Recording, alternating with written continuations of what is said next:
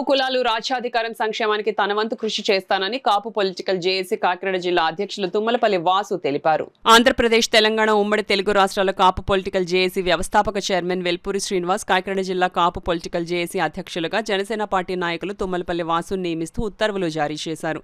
సంస్థ చైర్మన్ వెల్పూరి శ్రీనివాస్ తుమ్మలపల్లి వాసుకు నియామక పత్రం అందజేశారు.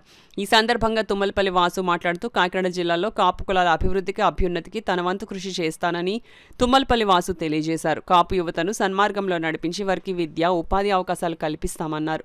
భవిష్యత్తులో కాపు కులాల సంక్షేమమే ధ్యేయంగా పనిచేస్తానన్నారు. గౌరవ చైర్మన్ గారైనటువంటి వేల్పూరి శ్రీనివాసరావు గారు మన 12వ తారీఖుని నియమించడం జరిగింది.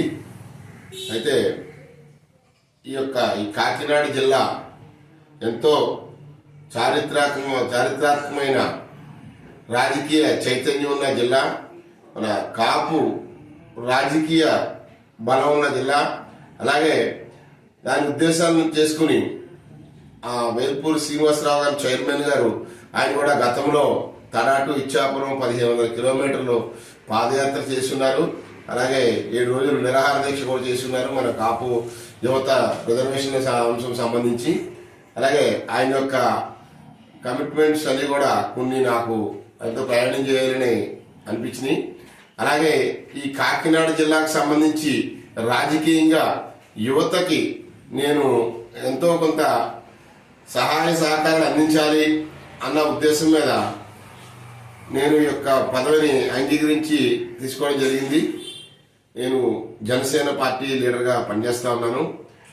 అయితే ఈ జిల్లా కాపు యువతకి నా వంతు సహకారాలు ఖచ్చితంగా అవసరము, అందిస్తాను. నా అనుభవాన్ని కూడా ఈ కాపు జేఏసీ పొలిటికల్ రాష్ట్రాలకు సంబంధించిన సహాయ సహకారాలకి ఉపయోగపడతాయనే ఆలోచనతో ఆయన నాకు పదవి ఇవ్వడం కూడా నాకు సంతోషంగా ఉంది.